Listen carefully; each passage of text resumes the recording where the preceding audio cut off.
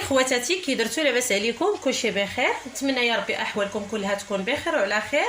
نهار جديد وفيديو جديد على القناه.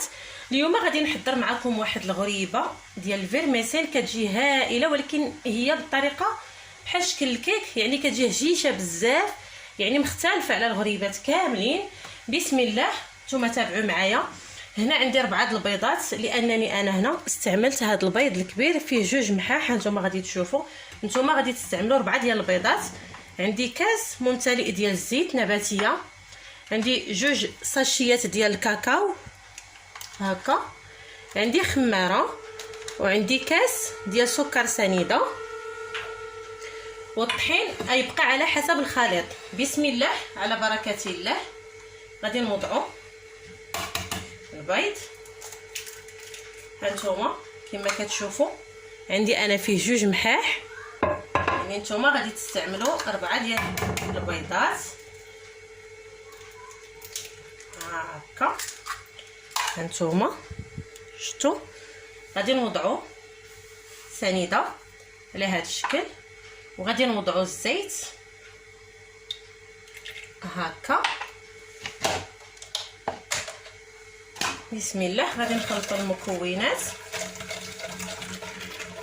ما تستعملوش في هذه كاع يديكم، يعني غير طراب ولا شي حاجه مهم باش تخلطوا، لانها كتجي كتعلك بزاف هكا على هذا الشكل هذا.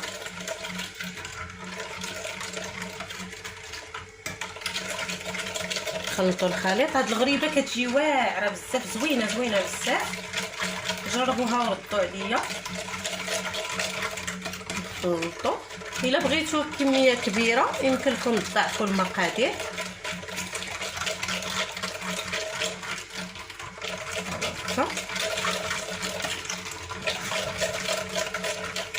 انا فقط طلبتني اختي نصايبها ليهم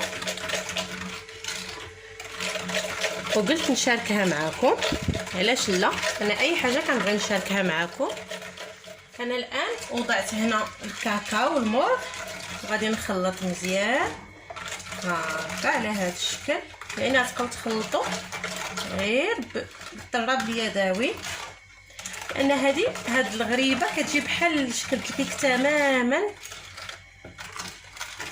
وما فاش كنوضعوا الطحين ما كنخليوهاش حتى كتقصح بحال شكل الكيك، كنخليوهاش تقصح بصفه نهائيه، يعني كتكون خفيفه هكا.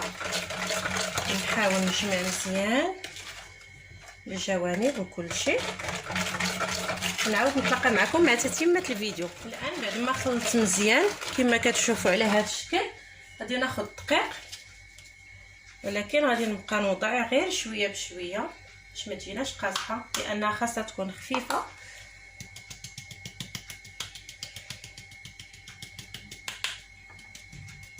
على هذا الشكل هذا.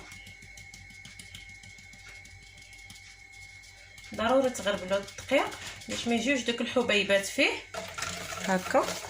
ونخلط على هذا الشكل هذا.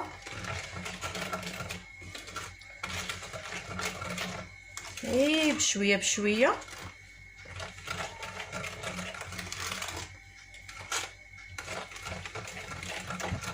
هكا.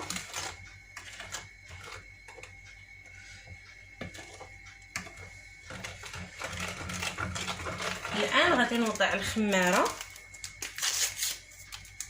من فئه 8 غرام على هذا الشكل، وغادي نخلط.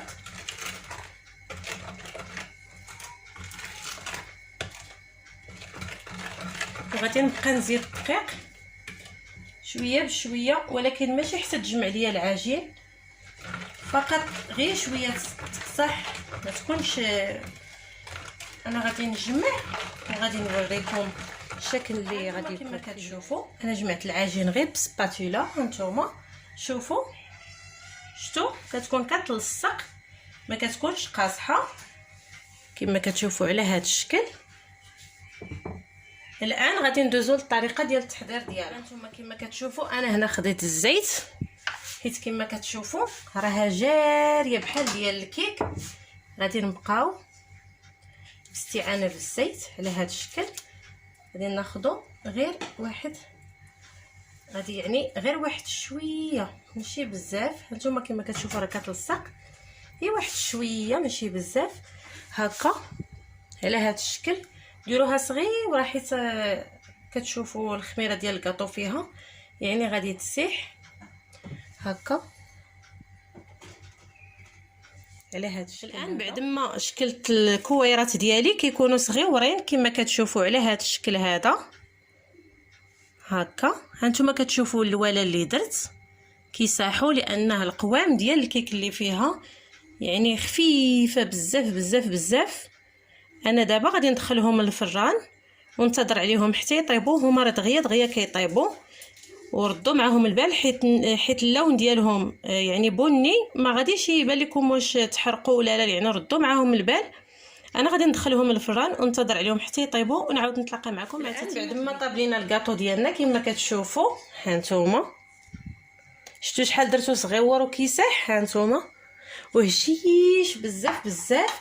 انا هنا عندي الكونفيتور جاري يعني ديال الحلوه، هانتوما كتشوفوا جاري. وعندي هنا واحد المقدار ديال الماء زهر. غادي ناخذ الكاسرون غادي نوضع فيها هكا. شفتوا كي جاري هكا. انا وضعت نصف ديال القرعه هكا. غادي نفتح الماء زهر وغادي نوضع هكا على هذا الشكل. وغادي نرد هاد الكاسرونه هادي يسخن ليا الخليط ديالي مزيان، حيت خاص يكون الكونفيتور يكون سخون والكاطو بارد. انا هنا الكاطو ديالي راه بارد. انا غادي نردها طيب ونعاود نتلاقى معكم مع تتمه الفيديو. الان انا طيبت هنا الماء زهر والكونفيتور.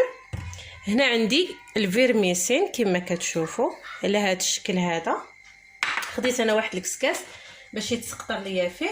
غادي نبقى نوضع بسم الله هكا هكا. نوضع الكاطو ديالي. ضروري يكون سخون، الخليط يكون سخون والكاطو يكون بارد هكا هكا كما كتشوفوا. راه هشيش بزاف، جربوا هذا الكاطو هذا غادي يعجبكم بزاف، ما غاديش تستغناو عليه. كيجي هشيش ومذاق بنين بزاف بزاف هكا. ضروري حتى نكملوا الكميه ويستقطر لينا مزيان عاد نوليو ندوزوه في الفيرميسيل. وانا من بعد راني خديت واحد الكويغطات كما كتشوفوا. انا قديت هنا كويغطات الصفر والابيض غادي نوضعهم فيهم هكا. غادي نستمر حتى نكمل هاد الكميه كامله اللي عندي. نعاود نتلاقى معكم باش تشوفوا الطريقه كي غادي ندير له الفيرميسيل. انا الان كملت النصف ديال الكميه كما كتشوفوا وخليت النصف الاخر. بسم الله غادي ناخذ الفيرميسيل. غادي ناخذ، لاحظوا معايا كي كيكون وكيكون هشيش بزاف. غادي نبقى هكا على هذا الشكل هذا. شوفوا كي كتجي هكا. ونوضع في الصحن. غنخليو الكويغطات حتى الاخر تيشد مزيان راسو باش ما يفسدش لينا الكويغطات هكا على هذا الشكل هكا هكا. غادي نمرمدوهم مزيان في داك الفيرميسيل هكا. صدقوني هاد الغريبه هادي ولا هاد الكيك هذا كيجي هائل. شوفوا شكلا ومذاقا هكا. ولا بغيتو ما ديروا لهمش الكويغطات ما ديروا ليهمش، المهم الاختيار كيبقى لكم.